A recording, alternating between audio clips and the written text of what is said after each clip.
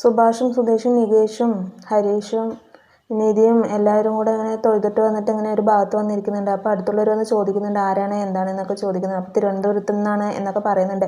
അപ്പോൾ ലളിതയും അവിടെ നിന്ന് തന്നെ അല്ലേ എന്നൊക്കെ ചോദിക്കുന്നുണ്ട്. അപ്പോൾ മണി പറയുന്നുണ്ട് ആ നിൽക്കുന്ന ഭാസ്കരനില്ലേ അത് അവരുടെ ഏട്ടനാണ് എന്ന് പറയുന്നത്. അപ്പോൾ ഭാര്യയെ കൊന്നിട്ട് ജയിലിൽ പോയ ആളല്ലേ അത് എന്നൊക്കെ പറഞ്ഞിട്ട് പറയുന്നുണ്ട്. അപ്പോൾ ലളിത പറയുന്നുണ്ട് അതെ അതിൻ്റെ പാപം തീരാൻ വേണ്ടിയിട്ടാണ് അമ്പലത്തിൽ തൊഴുതാൻ വന്നിരിക്കുന്നത് എന്നൊക്കെ പറഞ്ഞിട്ട് ഓരോന്ന് പറഞ്ഞ് അവരെ ഇൻസൾട്ട് ചെയ്യുന്ന രീതിയിൽ സംസാരിക്കുകയൊക്കെ ചെയ്യുന്നുണ്ട്. വീടെത്തിയിട്ട് നിധി പറയുന്നുണ്ട് നിങ്ങളുടെ അമ്മായി ചെയ്തത് ശരിയായില്ല, എല്ലാവരുടെയും മുന്നിൽ വെച്ചിട്ടാണ് എങ്ങനെയൊക്കെ പറയുക, അത് പറയേണ്ട സാഹചര്യം അതായിരുന്നു എന്നൊക്കെ ചോദിക്കുന്നുണ്ട്. അത് കേട്ടപ്പോൾ സുധീഷ് പറയുന്നുണ്ട് അമ്മായി എപ്പോഴും അങ്ങനെയാണ്, ഞങ്ങൾക്ക് അതൊക്കെ കേട്ടിട്ട് ശീലമായി, നിധി അതൊന്നും കാര്യമാക്കണ്ട എന്ന് പറയുന്നുണ്ട്. അപ്പോൾ അമ്പലത്തിന് ഒരു വഴിപാട് ചെയ്യാമെന്ന് പറഞ്ഞിട്ട് ഞാൻ നേർന്നിട്ടുണ്ട്, അത് നിങ്ങൾ ആരെങ്കിലും ചെയ്യണം.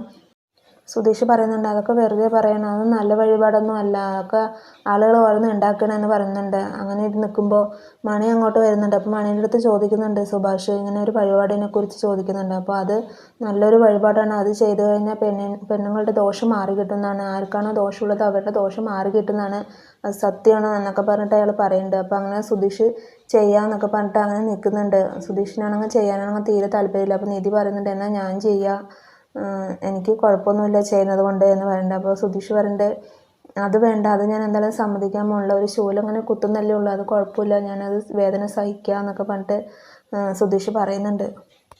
ചാന്ദിനി വന്നിട്ട് പറയുന്നുണ്ട് ബാത്റൂമിൽ വെള്ളമില്ല, ഒന്നൊന്ന് നോക്കൂ എന്നൊക്കെ പറഞ്ഞിട്ട് ഹിന്ദിയിൽ ഇങ്ങനെ ഒന്ന് പറയുന്നുണ്ട്. അപ്പോൾ സുനിത ഞാൻ നോക്കാമെന്ന് പറഞ്ഞിട്ട് പോയി നോക്കുന്നുണ്ട്. അതിന് ബാക്കിൽ തന്നെ സുഭാഷും പോകുന്നുണ്ട്. അങ്ങനെ സുഭാഷ് നോക്കാൻ പോകുമ്പോൾ ചാന്ദിനി വഴിക്ക് വീഴുന്നുണ്ട്. വഴിക്ക് വീഴുമ്പോൾ സുഭാഷ് കയറി പിടിക്കുന്നുണ്ട്. അത് കണ്ടാലും സുനിതയ്ക്ക് വല്ലാണ്ടാവുകയാണ്, അങ്ങനെ ചമ്മിയ പോലെ ആവുന്നുണ്ട്.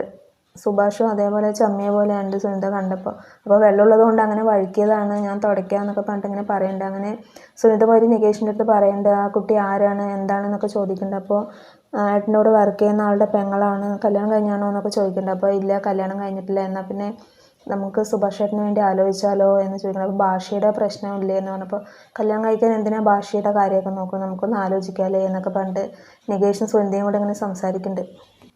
നീതുവിൻ്റെ വീട്ടിലാണെങ്കിൽ നീതു അറിയാതെ കല്യാണം കഴിപ്പിച്ച് വിടാൻ വേണ്ടിയിട്ടാണ് അവരുടെ വീട്ടുകാർ നോക്കുന്നത്. അരുണിൻ്റെ ഒരു ഫ്രണ്ടിനെ കൊണ്ട് കല്യാണം കഴിപ്പിക്കാൻ വേണ്ടിയിട്ട് അമ്പലത്തിൽ കൂട്ടിയിട്ട് പോകാൻ വേണ്ടി നിൽക്കുകയാണ് നീതുവിനെ. അവളറിയാതെ അവളെ എങ്ങനെയെങ്കിലും സാരി ഉടുപ്പിച്ചിട്ട് അങ്ങോട്ട് കൊണ്ടുവരണം എന്നൊക്കെ പറഞ്ഞിട്ട് അമ്മയുടെ അടുത്തും അച്ഛൻ്റെ അടുത്തും പറയുന്നുണ്ട്. അപ്പോൾ അവളുടെ അടുത്ത് പോയി ചോദിക്കണം നമുക്ക് അമ്പലത്തേക്ക് പോകണം, അമ്പലത്തിൽ ഒരു വഴിപാട് നേർന്നിട്ടുണ്ട് അത് നടത്തണം എന്നൊക്കെ പറയുന്നുണ്ട്. അപ്പോൾ ഞാൻ എന്തിനാണ് വരുന്നത്, വഴിപാട് നേർന്നിട്ടുണ്ടെങ്കിൽ നിങ്ങൾ പോയി ചെയ്തിട്ട് വാ എന്നൊക്കെ പറഞ്ഞപ്പോൾ ഒരുപാട് ബന്ധുക്കാരൊക്കെ വരും, അപ്പോൾ നിന്നെ ചോദിക്കില്ലേ, അപ്പോൾ നീയും വരണം എന്നൊക്കെ പറഞ്ഞിട്ട് സാരിയൊക്കെ ഉടുപ്പിച്ചിട്ട് അവളെ കൂട്ടിയിട്ട് പോകുന്നുണ്ട്. അമ്പലത്തിൽ അരുണ് കല്യാണത്തിനുള്ള എല്ലാ ഒരുക്കങ്ങളും ചെയ്യുന്നുണ്ട്. കൂട്ടുകാരും പറയുന്നുണ്ട് അരുണെ നിൻ്റെ കാര്യമായതുകൊണ്ടാണ് ഞാനിത് സമ്മതിക്കുന്നത്, നിൻ്റെ പെങ്ങളെ എന്തായാലും ആ കിളിക്കൂട്ടിലേക്ക് ആണുങ്ങളുടെ ഇടയിലേക്ക് വിട്ടാക്കാൻ ഞാൻ അയക്കില്ല എന്നൊക്കെ പറഞ്ഞിട്ട് പറയുന്നുണ്ട്. അങ്ങനെ നീതുവിനെ അവളുടെ അച്ഛനും അമ്മയും കൂടെ ഓട്ടോറിക്ഷയിൽ കയറിയിട്ട് അമ്പലത്തിൻ്റെ ഫ്രണ്ടിൽ വന്നിട്ട് ഇങ്ങനെ ഇറങ്ങിയിട്ട് ഉള്ളിൽ കയറാൻ വേണ്ടിയിട്ട് ഇങ്ങനെ നിൽക്കുന്നുണ്ട്. അപ്പോൾ ഇന്നത്തെ എപ്പിസോഡ് ഇത്രയേ ഉള്ളൂ. Thank you for watching my video.